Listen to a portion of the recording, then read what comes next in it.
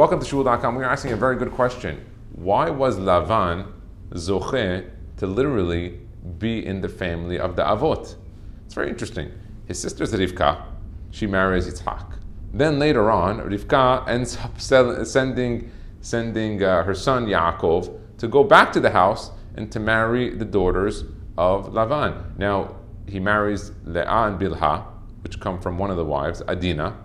And then later on, he marries Bilha and Zilpa, which come from another wife of Lavan, from one of his Pilachim. And it's very interesting. Why? I mean, you couldn't find anyone else other than this individual is a Ramai, Arami. I mean, you literally have the worst things that you say about this guy. Leave aside that he's Oved Avodah Zarah. Leave that. The guy is the biggest trickster. He's the biggest liar. Nothing about him is true. Or maybe there is. Maybe there is something true about him. And maybe we didn't look through the lines. And I keep on looking on this year after year, and I came up with a little hidush. I didn't see it in the sources, but this is what I assume to be seemingly true, because God would have never granted this individual such an auspicious position to have this. You have to remember, he's Yosef HaSadik's grandpa. You know? You have to remember, when he visited him, he probably visited Santa Claus. Who did he visit when he went to Lavan's house? What do you think Lavan was doing over there? He had a tree. He probably had a Hanukkah also. This guy was wild, this guy Lavan. But why was he zoche to this? And after looking at it, I seem to come to the conclusion that even though Lavan was a gangster, he was the head of the mafia in Aram Naharaim, Padan Aram. This guy did everything wrong. But you know what? He never fabricated it. What do I mean? You know, some people, they lie and they do certain things, but they hide it. So seemingly you think he's an honest guy. Lavan never gave that aura off. His aura was, look, I run the mafia territory over here in Aram Naharaim. I'm going to screw everyone that I'm working with. I'm not going to do anything that you think I'm going to do. And I'm going to tell you beforehand, we're going to sign a contract on you're working for me. I'm going to change this contract tomorrow morning. And I'm going to change it next week. And if I decide that I don't want the contract anymore, I'm going to fire you. And he was open with this. And he was Oved Avodah Zarah. But he didn't lie. He said what was in his heart. He would be openly tell people. And when Yaakov Avinu comes to him, he says, well, you tricked me. What'd you do? He says, no, what did I trick you? He says, you know how I work. Because we don't put the oldest before the youngest when we get married. And he played, and that's a whole midah keneged midah, kind of like the game that, I shouldn't say the game, but with like Yaakov Avinu with Esav. Oh, you sold the Bechara, young, old. Oh, okay, here you go. It came right back, almost in a sense. But what was it about Lavan? Is that everyone knew he was a trickster. He told them he was going to trick them. That's still a big zichut. And you know, we of course, it's a big zichut. But what is the zichut on that? So why would God like that? You know why? Because most people are echad bapeh, echad balev. They say one thing, they mean another. They mean one thing, they say another. This is a constant problem, and God wants to show everybody.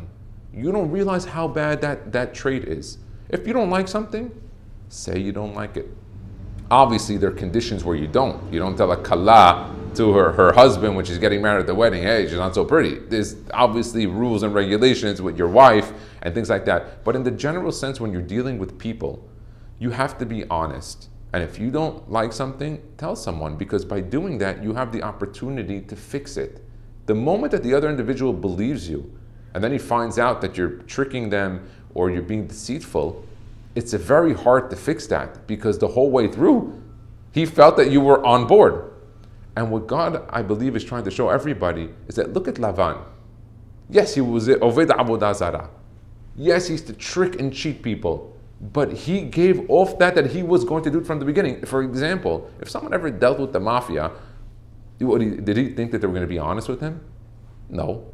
They changed their conditions. They do certain things in one way, and then they change another. And that was Lavan's stronghold. And God rewarded him for this. Obviously, he goes in as Lavan HaRasha, he's Lavan HaArami and Ramai. But from him, if you just remove that Avodah Zarah, and you put in the Torah, what do you have? You have a guy who's very honest. And that's what ends up coming out. What ends up coming out? You end up seeing from the grandchildren how they have the Shivatim. Why is that? Because he wasn't he wasn't echad bapeh echad balev. Everything that he said, he would do. Not that he would keep his word, but he told people, I'm not keeping my word. I just know that we're going to negotiate, we're going to do things, and this is how it's going to be. And I think this is a very important lesson, that when people deal with others, deal with them honestly. And if you don't like anything, don't say it. Don't give off the impression that you're going to be doing something, or be honest with them when you really have no intention of it. And this is an important point from Lavan, because look, we can change certain midot, but a midah of lying is such a bad one. Why? Because then God says, when you pray to me and talk to me, how do I know that you're saying the truth? Maybe you're doing the same thing like you did with that guy. Maybe you're a chad bapeh, chad balev, one by mouth, one by heart. So I can't take that prayer, because according to everybody, you might be saying one thing, doing another, and so you put at risk even your tefillot. That's why it's such a difficult thing.